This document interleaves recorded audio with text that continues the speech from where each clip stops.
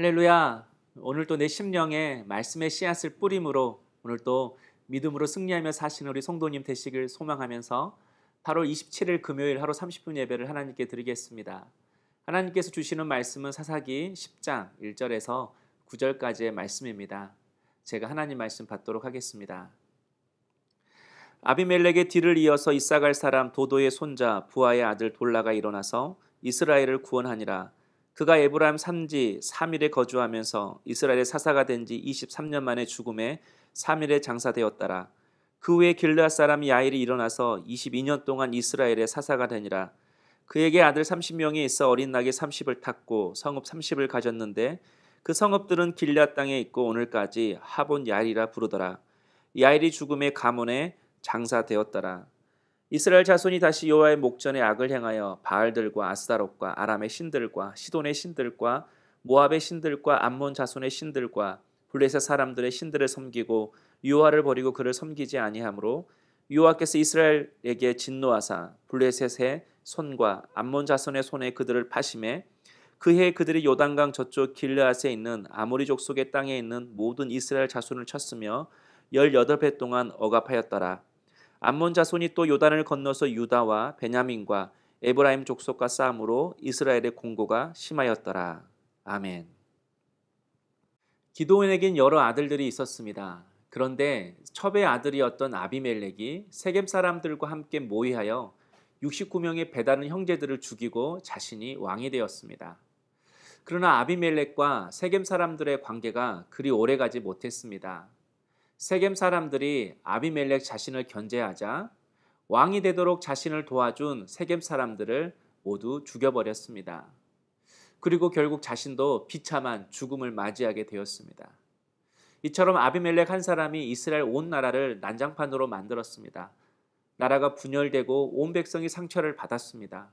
이렇게 깨어진 나라를 수습하고 회복하기 위해 하나님은 또 다른 사사를 세우셨는데 그가 바로 돌라입니다. 그래서 1절을 보면 어느 나라, 어느 민족으로부터 이스라엘이 공격받았다라는 그런 말이 없습니다. 그냥 돌라가 이스라엘을 구원했다라고만 기록하고 있습니다. 한마디로 돌라가 이스라엘을 구원했다라는 말은 깨어지고 분열되고 상처받은 이 나라를 회복했다라는 그런 뜻입니다. 성도 여러분, 우리의 소명도 깨어지고 분열된 것을 다시 하나 되게 하는 것입니다. 한 마음 되게 하는 것입니다. 사탄은 항상 우리의 마음을 하나님의 마음과 분열시킵니다. 우리의 가정도 분열시킵니다. 또한 사탄은 교회 공동체를 분열시키고 깨트리려고 합니다. 그래서 결국 서로에게 상처와 아픔을 주는 거죠. 이런 사탄의 유혹과 시험에 넘어가서는 안 됩니다. 언제나 성령의 역사는 하나 되게 하시는 역사입니다. 내 마음이 하나님의 마음과 합할 때에 성령의 능력이 임하는 것입니다. 우리의 가정이 은혜로 하나 될 때에 하나님의 역사가 드러나는 것입니다. 교회가 하나 될 때에 이 땅을 치유하는 공동체로 세워지는 것입니다.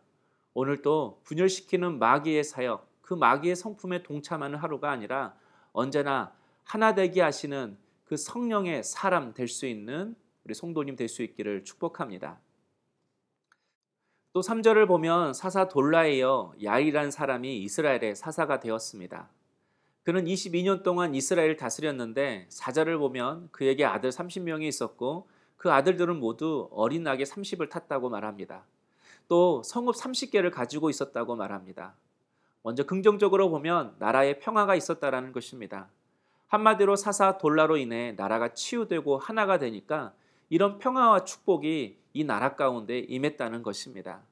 그래서 사사 야일은 하나님이 주신 은혜를 잘 관리하는 그런 사명을 맡은 것입니다. 그런데 야일은 아들 30명을 두었습니다. 또 그 아들 30명 모두가 나귀를 타고 다녔다고 합니다. 또 야일은 30개의 성읍을 자기 소유로 삼았습니다. 하나님이 주신 은혜를 마치 자신의 공로로 얻은 것처럼 행세하고 있습니다.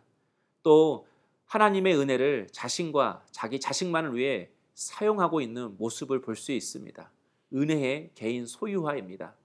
다시 말해서 야일은 이렇게 하나님이 주신 은혜를 잘 관리하지 못한 것입니다. 그래서 6절 말씀을 보면 이스라엘 자손이 다시 이렇게 기록하고 있습니다. 그들이 또다시 우상을 섬긴 겁니다.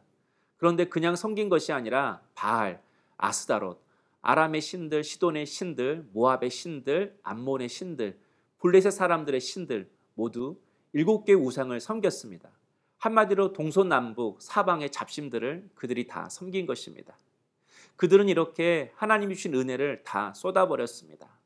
성도 여러분, 우리는 의외로 가난, 고난, 역경에 대해서는 신앙으로 잘 이겨냅니다. 그러나 풍요에는 쉽게 무너지는 우리의 모습을 봅니다. 왜 이렇게 축복을 받았는데도 그것을 잊어버리고 다시 죄악 가운데로 돌아가는 것일까요? 그래서 다시 월무에 매여 고통을 받으며 살아가는 것일까요? 바로 우리의 죄성 때문입니다. 우리의 죄성은 언제나 편안함을 추구합니다. 성공을 추구합니다. 그리고 내 힘으로 할 수 있다라는 자신감, 독립심을 가져다 줍니다. 그래서 자꾸 하나님과 멀어지게 합니다.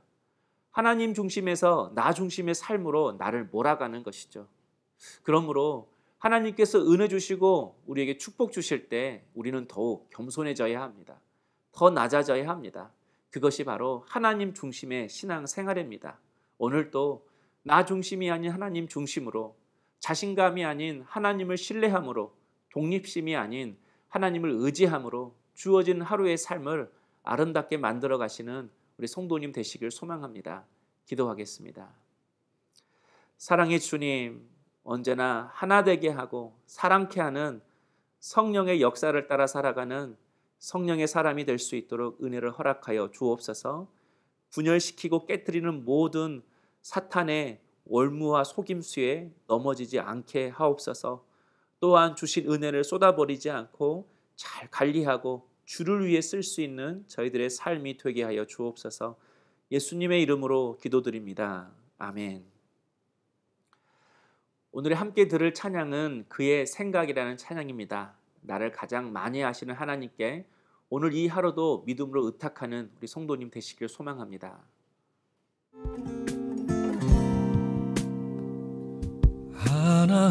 하나님은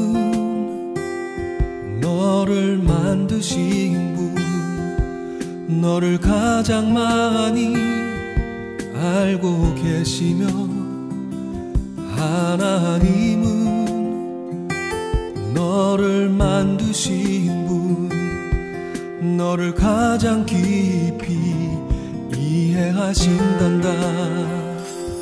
하나님은 너를 지키시는 분, 너를 절대 포기하지 않으며, 하나님은 너를 지키시는 분, 너를 쉬지 않고 지켜보신단다. 그의 생각 셀 수 없고, 그의 자비 무궁하며, 그의 성실 날마다 새롭고, 그의 사랑 끝이 없단다.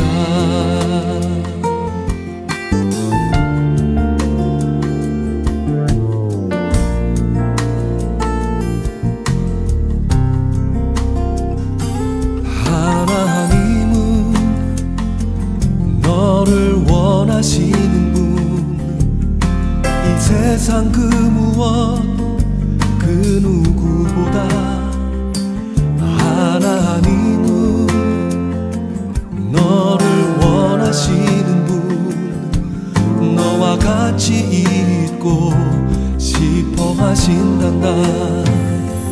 하나님은 너를 인도하는 분,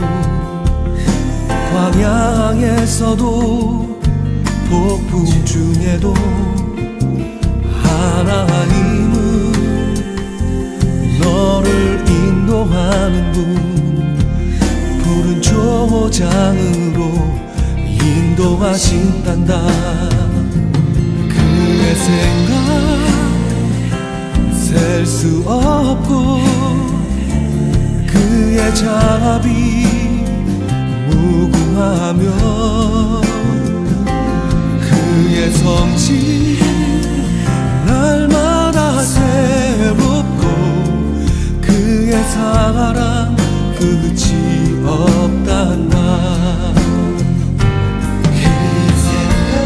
그의 생각 셀 수 없고 그의 자비 나며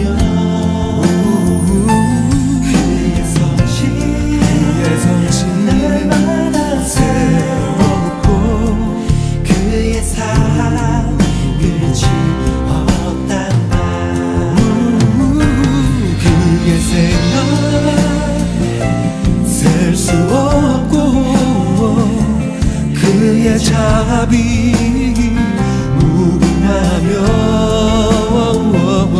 그의 성신 날마다 새롭고 그의 사랑 끝이 없단다.